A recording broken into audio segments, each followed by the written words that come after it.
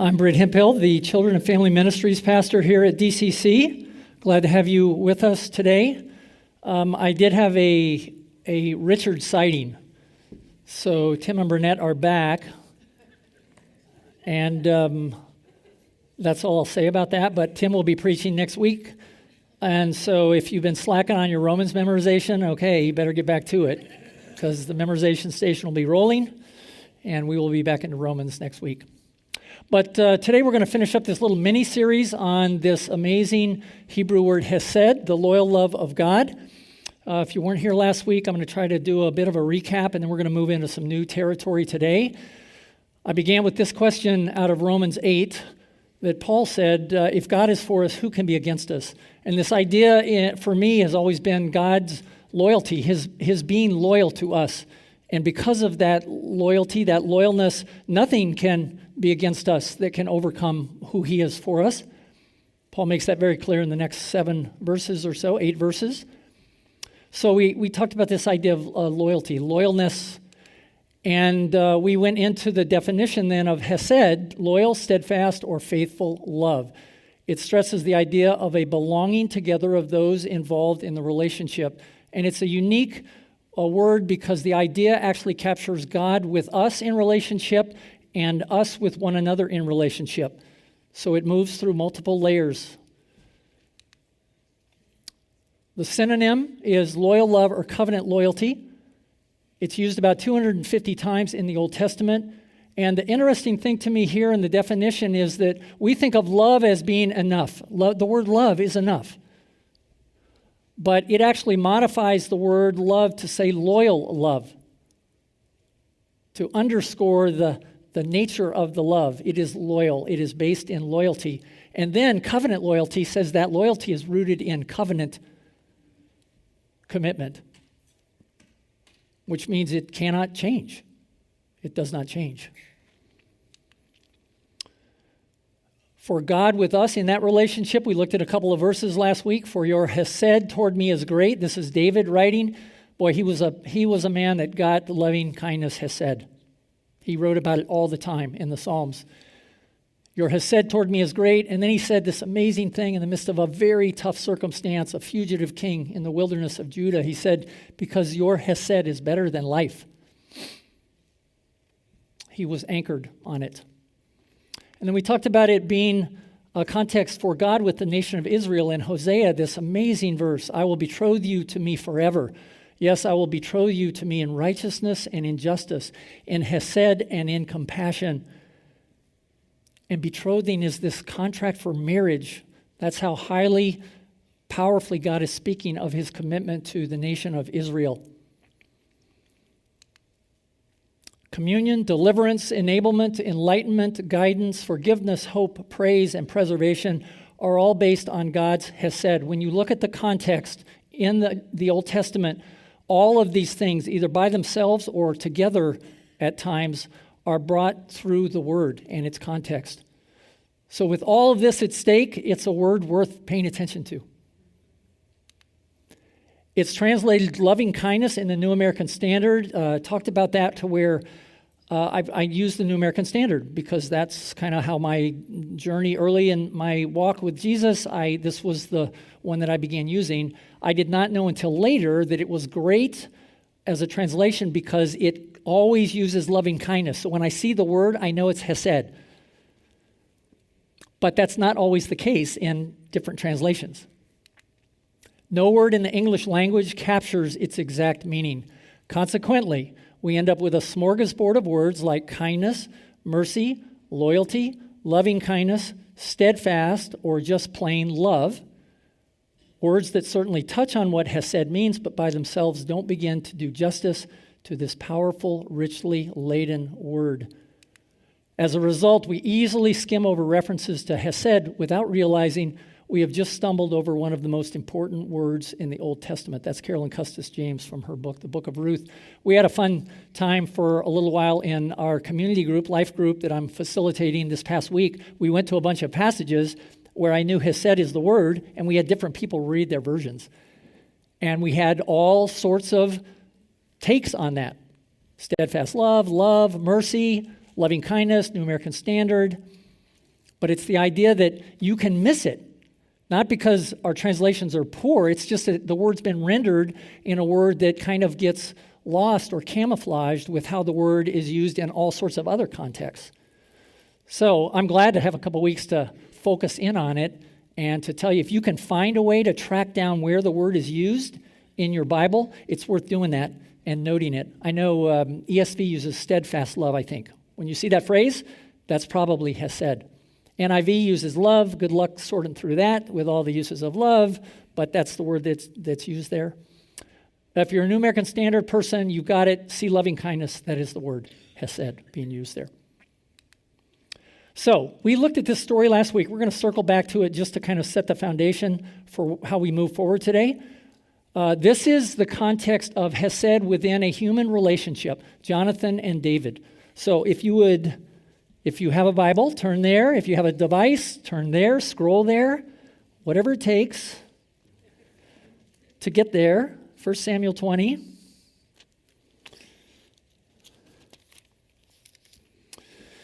And this is the beginning of David's fugitive run. Okay, he has fled the house of Saul because Saul is trying to kill him. And David is with Jonathan. In 1 Samuel 18 last week, we saw that's where they first set their covenant loyalty in place. But now we see it playing out as they make this transition. So we're going to pick it up in verse 8. And this is David speaking to Jonathan. And he says, "Therefore, deal kindly with your servant, for you have brought your servant into a covenant of the Lord with you." That's Hesed. That's what he's referring to. Okay? From 1 Samuel 18, that's the context. "But if there is iniquity in me, put me to death yourself, for why then should you bring me to your father?" Jonathan said, "Far be it from you, for if I should indeed learn that evil has been decided by my father to come upon you, then would I not tell you about it?" And then we're going to skip forward to verse 12, just to kind of move along here. Now it's Jonathan talking to David. Jonathan said to David, "The Lord, the God of Israel, be witness, when I have sounded out my father about this time tomorrow or the third day, behold, if there is good feeling toward David, shall I not then send to you and make it known to you? If it please my father to do you harm, may the Lord do so to Jonathan, and more also, if I do not make it known to you and send you away that you may go in safety." That's powerful allegiance right there. "And may the Lord be with you as he has been with my father." Okay, here we go. Here it's coming. "If I am still alive, will you not show me the loving kindness of the Lord that I may not die?" I don't know what your version says, but that is Hesed. And then in verse 15, "You shall not cut off your loving kindness from my house forever, not even when the Lord cuts off every one of the enemies of David from the face of the earth." He's talking about Saul there, his dad, as an enemy of David. "So Jonathan made a covenant with the house of David, saying, 'May the Lord require it at the hands of David's enemies.' Jonathan made David vow again because of his love for him, because he loved him as he loved his own life." So we have this amazing exchange between these two young men. And it's all based on Hesed. Okay? It is rooted in God's Hesed that they're able to say to one another, "I will have covenant loyalty for you." And they extend it to one another. It's the basis for this whole exchange here. And it's sad because we truly diminish it if we talk about this in terms of like brotherly love. Man, they loved each other like brothers. It was more than that. Or good friends. They were Hesed partners. They were committed through covenant loyalty. It was much deeper than two guys saying, "Hey, we should be best friends." Okay? But here we have it. All right, now we're into the new waters. 2 Samuel 9. And boy, does this play out the story in a way that is just pretty extraordinary. In 2 Samuel 9. Okay, so at the end of 1 Samuel, it concludes with the death of Saul, Jonathan, and Saul's other sons on Mount Gilboa in battle. They're all killed. So when 2 Samuel gets underway, Saul and his sons they're dead. And so we have a bunch of chapters speaking about David consolidating the kingdom. He brings the ark into Jerusalem. We hear about civil war between the head of Saul's army and the head of David's army. So as we look at chapter 9 here, this is not a time where David's going, gosh, everything's so nice and quiet. I'm going to just meditate and think about what could I be thinking about today? Some nice thing to do for someone. Okay, it has not been pretty up until this point, and it's going to get uglier as things keep going. But here's what we read in 2 Samuel 9. Then David said, "Is there yet anyone left of the house of Saul that I may show him kindness for Jonathan's sake?" And the kindness for Jonathan's sake is Hesed. Is there anyone of Saul's house that I can bring Hesed to for Jonathan's sake? Now there was a servant of the house of Saul whose name was Ziba, and they called him to David, and the king said to him, "Are you Ziba?" And he said, "I am your servant." The king said, "Is there not yet anyone of the house of Saul to whom I may show the kindness of God, the Hesed of God?" And Ziba said to the king, "There is still a son of Jonathan who is crippled in both feet." So the king said to him, "Where is he?" And Ziba said to the king, "Behold, he is in the house of Machir, the son of Ammiel, in Lodabar." Then King David sent and brought him from the house of Machir, the son of Ammiel, from Lodabar. Mephibosheth, the son of Jonathan, the son of Saul, came to David and fell on his face and prostrated himself.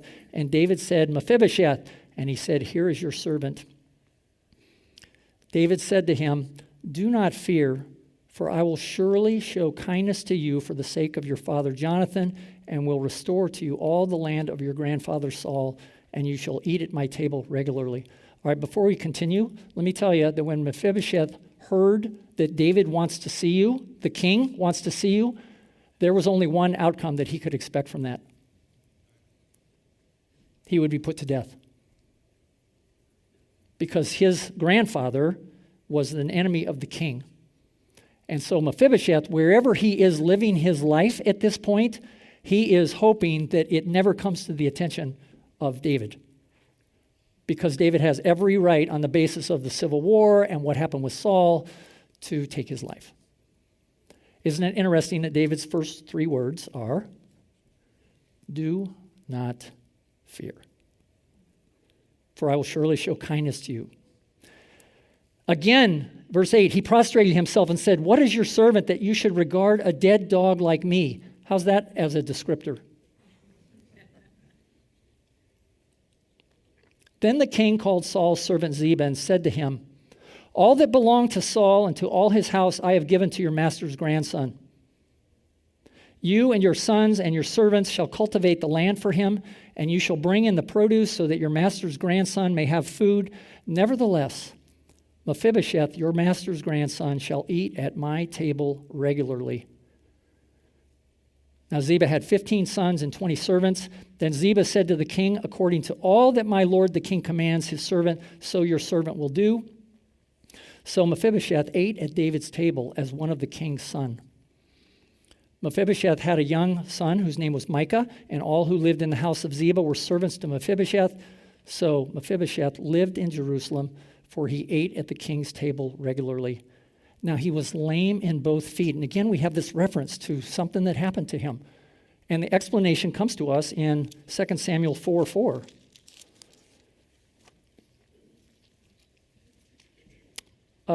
This is in the follow-up to Saul and his sons being killed. So now things are going to break loose all throughout the kingdom. And in verse 4 it says, "Now Jonathan, Saul's son, had a son crippled in his feet. He was 5 years old when the report of Saul and Jonathan came from Jezreel." The report was that they had been killed. "And his nurse took him up and fled. And it happened that in her hurry to flee, he fell and became lame, and his name was Mephibosheth." So we hear the story and think, wow, okay, the nurse dropped him, and what? He landed badly, and then why would that cause him to be lame or crippled?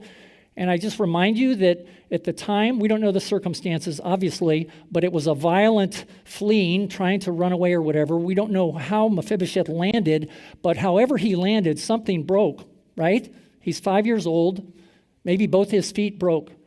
And if you know anything about bones, right, they are great healers, but they got to get lined up to heal right. Yes? So this is not a day where there would have been a pause to go to an orthopedic surgeon or let's take him to Children's Hospital and let's get some care because this could turn out badly. In fact, I see this in the global south a lot. You go to Africa or Asia, India, children that cannot walk because they broke a bone and no one was there to line it up, and so it healed and it's crooked and it no longer allows them to walk. Not uncommon at all.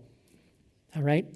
So Mephibosheth is out, away, and suddenly he is summoned to the king, thinking, this is it, I'm done. And instead, David says, I've got some things for you. David here demonstrating Hesed by seeking out and giving a position of honor to Mephibosheth, an enemy of the king who deserved death. But instead, he was given all that belonged to Saul and his household. Right there on the spot. Everything that belongs to Saul and his household belongs to him now, David said. Servants to cultivate the land, Ziba and his whole crew. And then, most remarkably, a standing invitation to eat at David's table as one of the king's sons. Not just eat at my table, not just come and eat with me, but when you eat with me, you are going to eat with me as if you were my own son.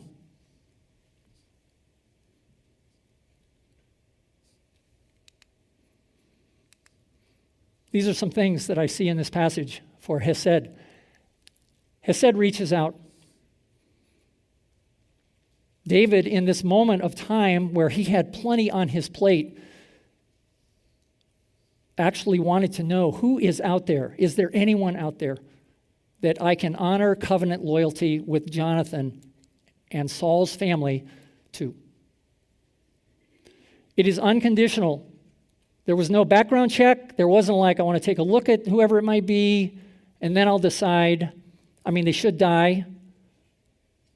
So first I decide if they're going to live, and then what's that going to look like? No. He's made up his mind on what it's going to look like. It replaces fear with assurance, not just like, oh, I'm kind of afraid, and oh, I guess maybe things are okay, but utter fear, I am going to be put to death, with full, unconditional assurance. You are taken care of now by the king. It creates a new identity. You know, I think about this was a good day for Mephibosheth. I mean, he gets all of the inheritance, like the lottery, right? But, you know, when people win the lottery, I mean, apart what the money does to them, they're still kind of the same people on the other side. But David's going to give him a new identity that is going to be as one of his sons. So when you eat with me as one of my sons. And then this amazing thing, again, we can't miss this because if we miss it, then it's just like this was just a guy wanting to be a good guy or just wanting to do right by, you know, something he knew was important. His Hesed toward Mephibosheth was anchored in God's Hesed toward David. That thing that he said is better than life, on that basis, I can easily extend that to Jonathan and his line. Just bring me someone. Just give me somebody to do that with, and I will do it. They have the freedom to act or walk away without the slightest injury to their reputation, yet they willingly pour themselves out for the good of someone else.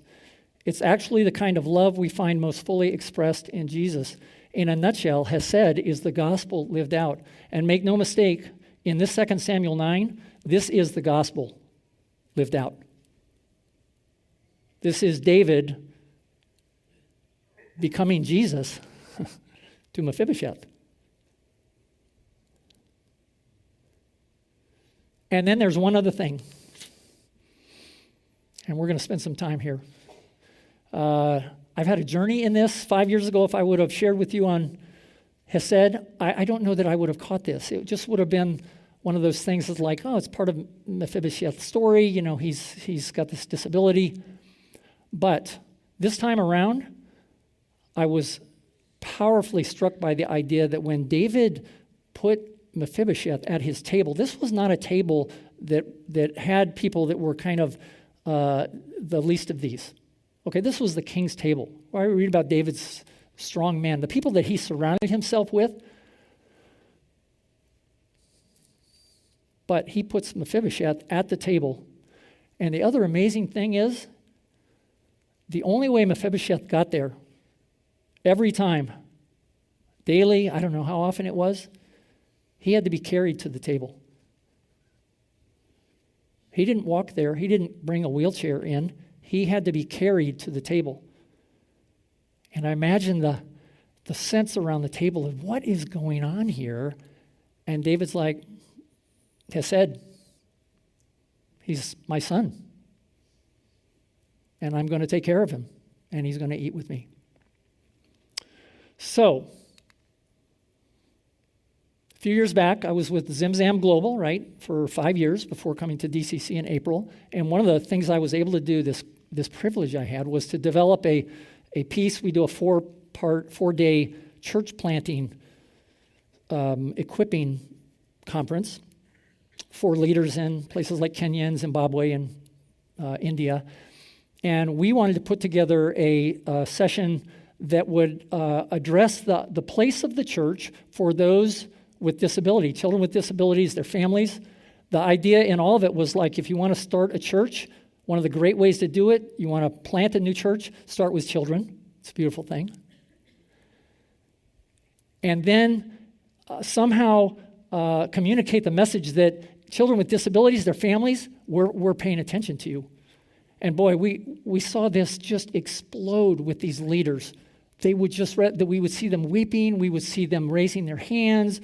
I got the privilege of seeing a couple of conferences run by Kenyans who shared story. They taught the session, and they talked about their churches and what they were doing for disability in their communities. Oh, I couldn't believe it. One of the most powerful things I've ever seen. But suddenly we were talking about it, saying, if you're a church, pay attention to this. And so now I'm here with DCC. I'm teaching on Hesed. Mephibosheth is front and center. And I'm asking the question, what about our church as a refuge for families of disability? In fact, it was one of the things I talked about on my interviews from down in Idaho when they were asking about what's on your mind for the future. This was one that I talked about. It's like, well, I'd love to see us think about what we do as a community of believers in this community, to our community, within our community, for children with disabilities, period, and the families that are a part of that. Psalm 139, 13 to 16. You know this, right? You knit me together in my mother's womb. All those amazing verses before the earth was formed, you knew me. You knew me. And we see that into the New Testament where Jesus went out of his way to encounter and include people with disabilities. He was doing it all the time because he knew how much they contribute to any family and how vital every individual is to their community. He was bringing Hesed every time he was interacting with someone that needed help. We're not going to look at this. Again, time is an issue for us, but Mark 2, 1 to 12, this is this amazing account of Jesus in a house. He's got a meeting going. It's packed out. There are scribes in there. There's others that are just checking things out. And there are these 4 guys that bring a guy who is crippled on a pallet, and they can't get him in the front door. And so they go home because it's too full, and we'll try another day. No, it's like, we're going to the roof, and we're going to go through the roof, and we're going to lower him down in to Jesus. Now, you can read the account on your own. I love, imagination-wise, thinking of just the parts of that story. I think of Jesus when the first pieces of the roof came down, just kind of like, I think of the people in the room going, okay, what is happening? This was not like a quick thing, right? They're digging the roof out. They got to make room for a guy to come down. Awkward silence, or people going, what is happening? Or maybe leaving, I don't know. But something is going on that is extraordinary. I think of the guy on the pallet, fear, hope.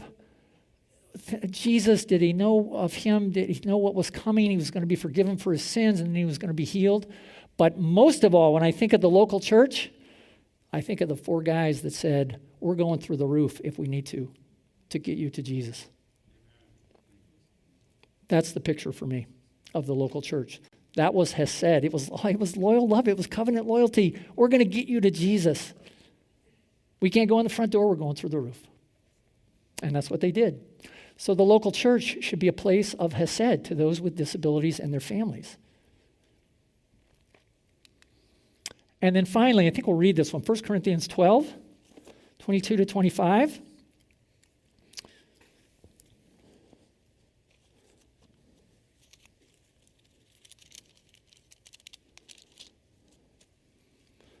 Paul says this, on the contrary, it is much truer that the members of the body which seem to be weaker are necessary.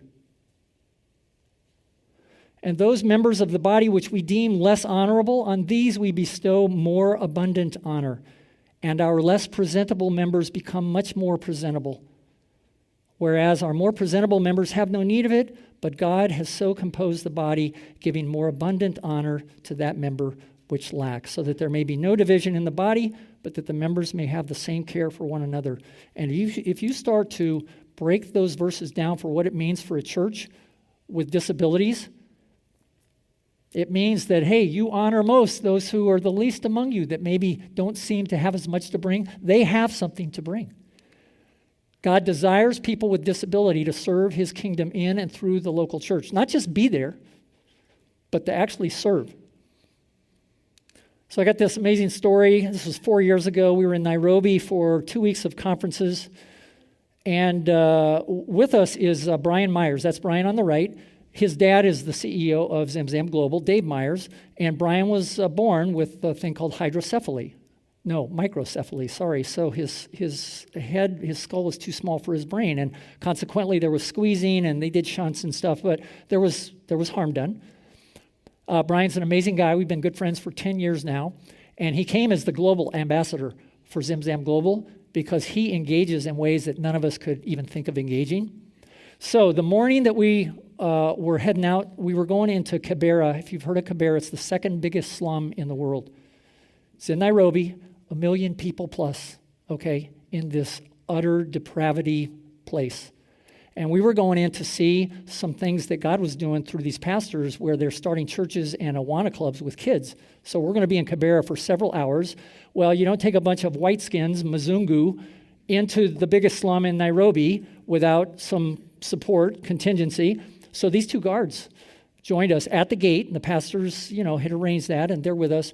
And these guys were grim. I mean, they were just, they were there, but they didn't engage with us. They weren't smiling. Well, it wasn't long as we were going along where we found out, part of their day as kind of providing security is that they go and pick up dead bodies and take them to a place, including children oftentimes. There's nothing pretty about the world that they serve. And so here they are showing us around and, okay, we're going to do this. It's just a job. We're going to do it. But Brian immediately starts to engage these guys. He's asking about their families, how long they've been security guards, what do they do? And within a couple of hours, these guys were his best friends. They weren't paying attention to us, right? But they are his best friends. In fact, he found out that one of the guards, a cousin, was connected to a cousin of one of our pastors. They had no idea. Suddenly, Brian's making these family connections for these guards and these pastors. And it was just a moment of like, okay, we never in a million years could have orchestrated getting to know these guys and hearing their stories. But Brian went right after it. He has said to them, he was the church to them. These guys did not know Jesus, okay? And they were just doing their job. But Brian actually broke that stuff down by just loving on them. So, serving his kingdom in and through the local church, got to see Brian do it. A lot of other stories I could tell. Really amazing being a part of that. So, there are stories in our church. There are stories. And one of the things that was on my heart today was to give you an opportunity to hear a couple of stories from within our community. And just kind of fill out how Hesed has been playing out among us maybe when you had no idea. So I've got two folks that are going to graciously, with courage, this is the second time, so hopefully that's a bit better. They're going to come share with you briefly about their stories, and then I'll be wrapping up. So Klaus, are you ready?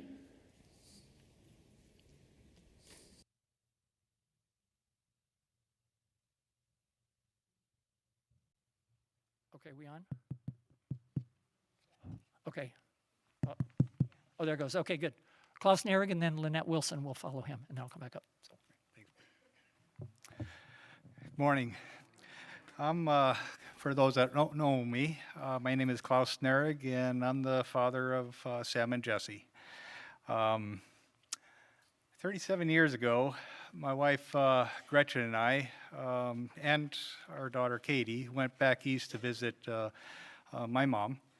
And during that time, Gretchen was 6 months pregnant. And the doctor said it would be okay for her to go, and but the boys had a different idea, I guess. She went into labor and they could not stop the contractions, so they sent us to the University of Connecticut Hospital to deal with preemie babies. I don't know if you ever held a 2-pound baby in the palm of your hand. They're pretty tiny, very fragile.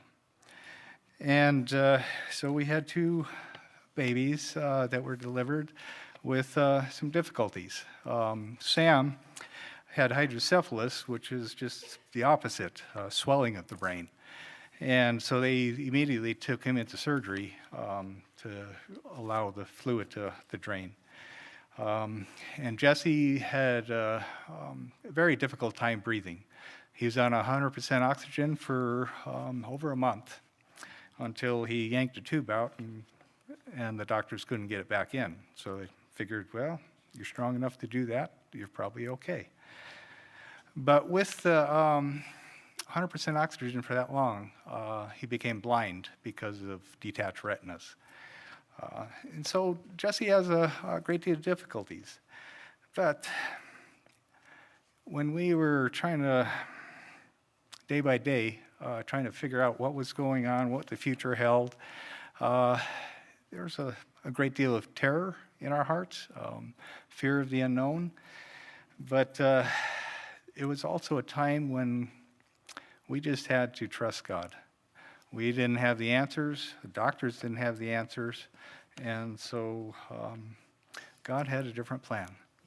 You ever have those but God moments? They're wonderful because God's ways are always amazing. This has been a journey, for 37 years. A lot of days it's just day by day. Sometimes it's hour by hour. It depends on how dire the circumstances are. But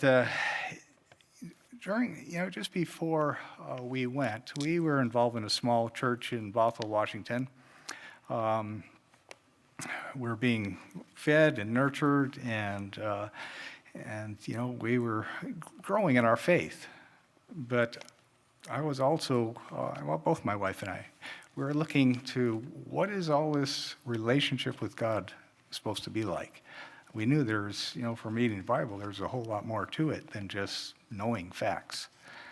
Well, he was teaching us through our boys, through their lives. And after 3 months, we were able to bring them home. Sam had been stabilized. He has, from the hydrocephalus and brain damage, he has cerebral palsy on one side of his body. But he's able to function pretty well, and he loves being busy. He has a passion for serving. He has a passion, especially for Mexico trips. He really enjoys that a lot. But I'm very proud of who God has made him to be. Jesse has cerebral palsy in all quadrants. He's confined to his bed, or we can get him into his wheelchair. I would love to have him here and my whole family here, but most of the time he's just not up for coming to church. Some days he is, and he enjoys it.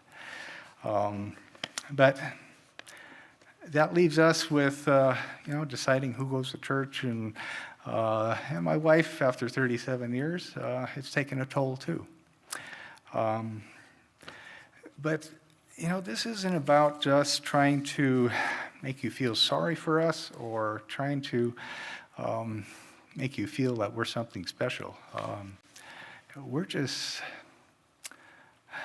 people that are trying to trust God every day, trying to walk with Him, trying to see how He is guiding our lives.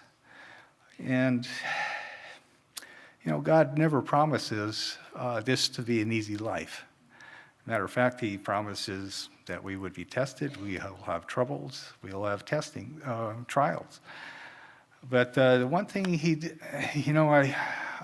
as I was writing this down, it says, do you see and know God's faithfulness without experiencing it in difficult times? Can you really prove that your faith is true unless it's really stretched? How can you grasp faith and hope if you've never been exposed to difficulties and the hardships of life? You all face it. Your journeys are different, but you all face the same things. We have hard times. That's when we learn to trust God. And that's what our boys have been teaching us. We also have a daughter who is 4 years older than the boys, and she was like a second mom to them, and still is. She likes to boss them around. But she has a heart for Jesse especially. She graduated from University of Washington, and just about that time, Jesse was, again, extremely ill and close to death. She came home to help. And not too long after that, she came down with an illness, a very rare illness, and dealing with autoimmune disease. But she's able to take care of Jesse, and that's her joy. She really does love that. But, through all the obstacles that we have been put through, that you have been put through, God shows Himself strong, faithful, shows His loving kindness to us every morning. We see joy in the midst of hardships, and I don't want you to get the feeling that, this is just one big disaster for us. It's not. We have learned so much, still have a lot to learn, but joy is a part of that. And, we love having our family all together. We've been blessed that way. And I guess my message is simply trust God. Whatever your circumstances, He's our faithful one. We have the privilege of calling Him our Father. So, Lynette, she's been through a different journey, and you'll be blessed also.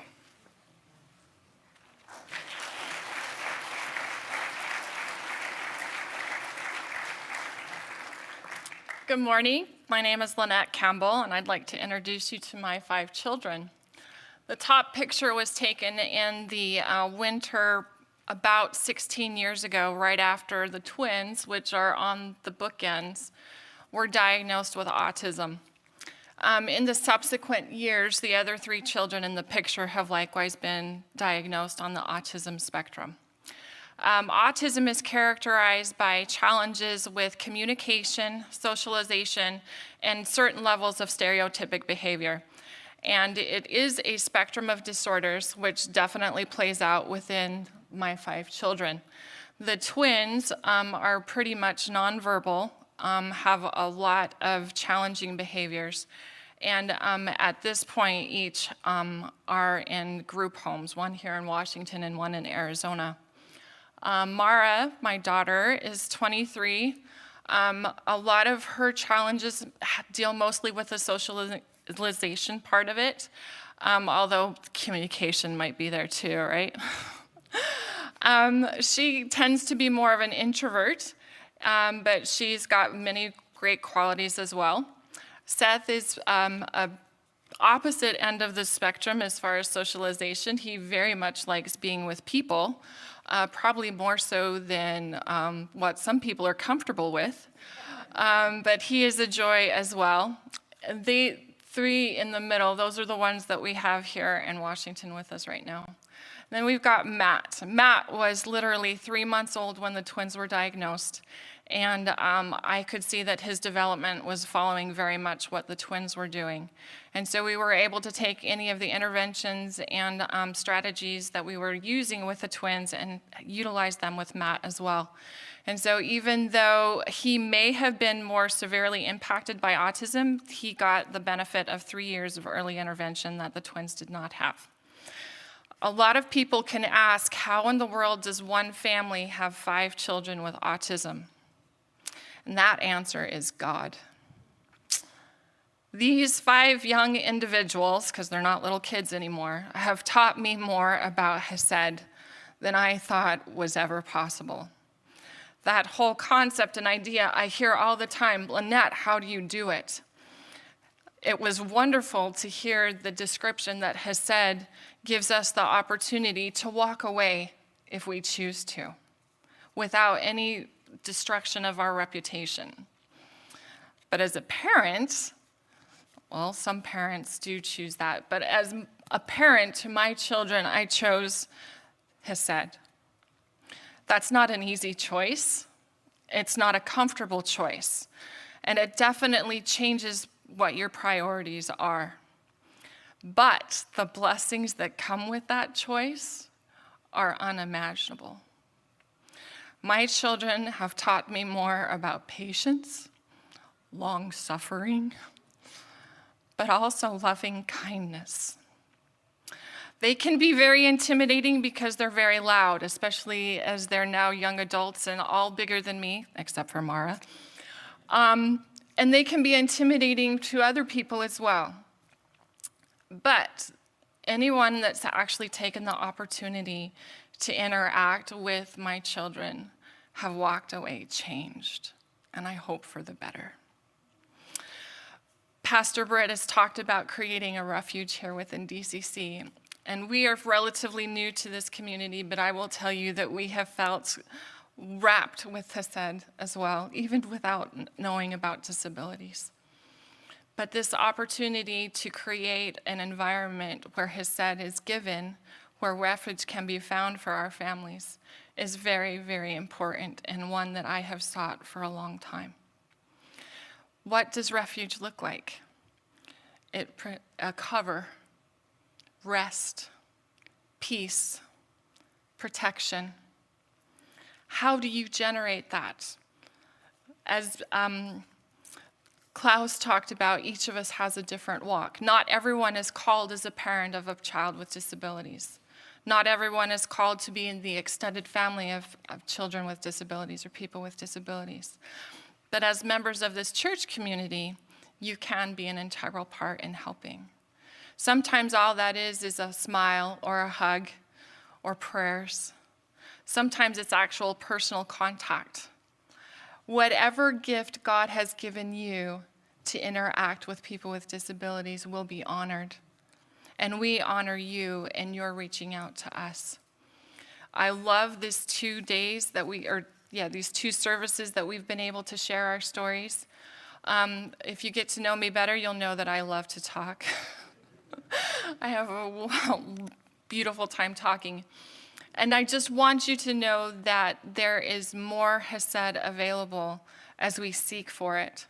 Sometimes Hesed is given to us, and sometimes we need to seek for it. Thank you.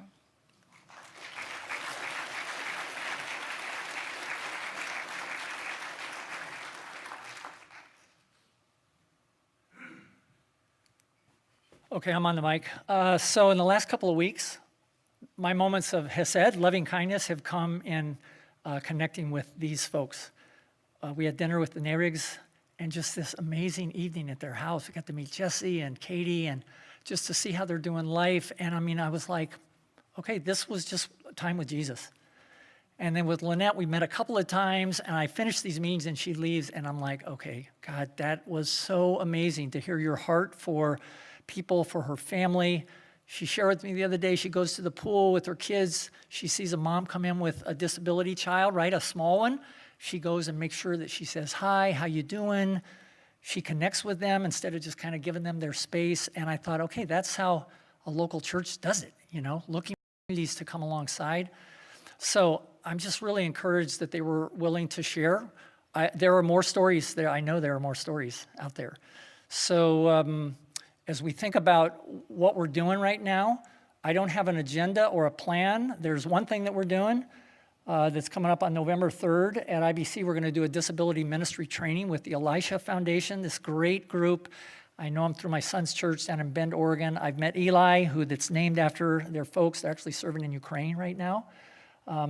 But Brad Franklin's going to come up and spend time. This is a collaboration between our two churches, IBC and DCC. We think that it values both of us to just learn more. So it'll be a time of learning and seeing what we can pick up to be better about this business of what does a church look like to be a place of refuge.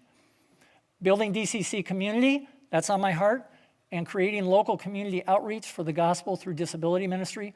My son with Grace Bible Church in Bend, Oregon, says, Dad, we're doing it as a church, but it's an outreach. The community is coming. Folks that don't go to church, they're bringing their kids to our respite nights, and they're paying attention to us because we're taking care of them. So love that idea, whatever it might look like, maybe one day. So my hands are wide open. I just know that with the account of Mephibosheth, with Jesus' life and testimony and work among the disabled, that we would be negligent to not pay attention. So we'll see where God's going to take it. All of this brings us back to Hesed. God's unending supply of Hesed for his people reminds me of a practice from a bygone era that is still in force overseas. Every morning in Oxford, when it was still dark and residents of our student flats were still in bed, we could hear the milkman making his rounds, small milk bottles clinking in his wire carrier, the sound of footsteps as he bolted up the steps, leaving 2 or 3 fresh bottles of milk by every door. According to the prophet Jeremiah, who, like Naomi, had reason to believe God's Hesed had run out, God delivers a fresh supply every morning. Yet this I call to mind, and therefore I have hope. Because of the Lord's great love, Hesed, we are not consumed, for his compassions never fail. They are new every morning. Great is your faithfulness. Carolyn Custis James writing in the book of Ruth. We are not going to play this song. Originally, I had it in here as a kind of a meditation song. Leland wrote this amazing song called Carried to the Table. And if you get a chance to listen to it, you can find it on YouTube. It's a story about Mephibosheth. That's where it begins. But it's also a story about us and our relationship to Jesus, who is the author and perfecter of our faith and our rescuer. And so it's a great song. If you get a chance to listen to it, I think you'd be blessed by it. Let's pray. God, we come before you this morning humbled by the amazing account through your word of Hesed, how richly you placed it in the Old Testament, and how clearly you brought it to us in person, incarnated through the life of Jesus.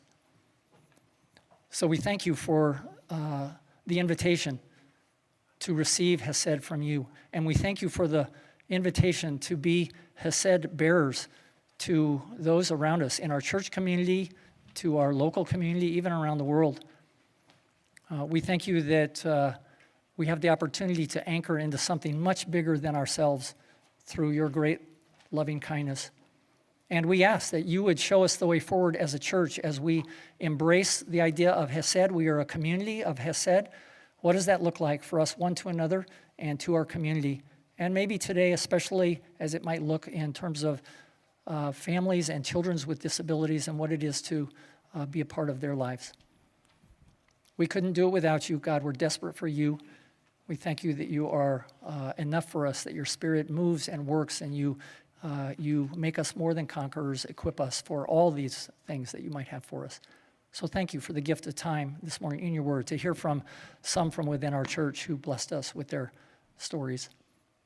And we ask that you would wake us up, oh God, as we go. Wake us up to Hesed and help us to live for you fully through it, we pray. In Jesus' name, amen.